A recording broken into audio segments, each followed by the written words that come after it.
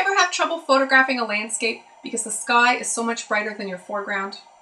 Hi, I'm Julie from Ultimate Photo Tips, and for today's tip, I want to talk to you about a filter that I use on a regular basis, and that is the Graduated Neutral Density Filter, or the Graduated ND filter, and it's also called a Split ND filter. This filter is useful when one section of your image is a lot brighter than another section, and a typical example is a landscape where your sky is a lot brighter than your foreground. Now in a situation like this, what happens is that your camera's sensor can't always capture both the brightest and the darkest tones. The dynamic range is just too great. That's where this filter comes in. Right? This is what it looks like. It's clear at the bottom and dark at the top. And what you need to do is line up this transition point with wherever your horizon is, right?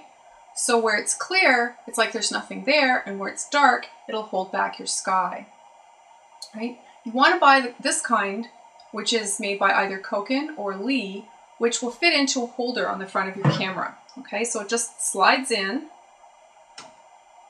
and that way you can line up that transition point with wherever your horizon is.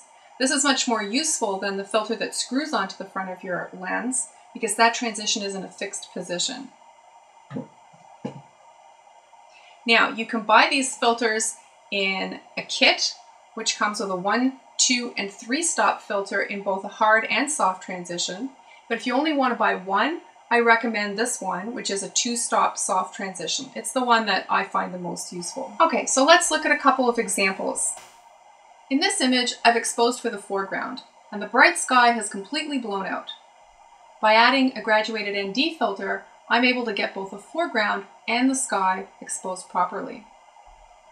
Now in this image, I've exposed for the sky, and you can see that my foreground is way too dark. I want to open up those shadow areas. So again, I add a graduated ND filter while I'm shooting, and now I can brighten up those shadows while holding back the sky. Now you may have guessed already that there's one big scenario where this filter is not very useful, and that is when the transition from light to dark is not a straight line. For example, if you have a tree in the foreground. If you use the filter in that case, the top of the tree is going to look unnaturally dark. Your only solution in that case is not to use the filter, but to use HDR. Okay, all in all though, this is a really useful filter, and I definitely recommend that you have one in your kit. That's it for today. So for more helpful tips, please stop on by ultimatephototips.com and sign up for my newsletter while you're there. Happy shooting, and I'll see you next time.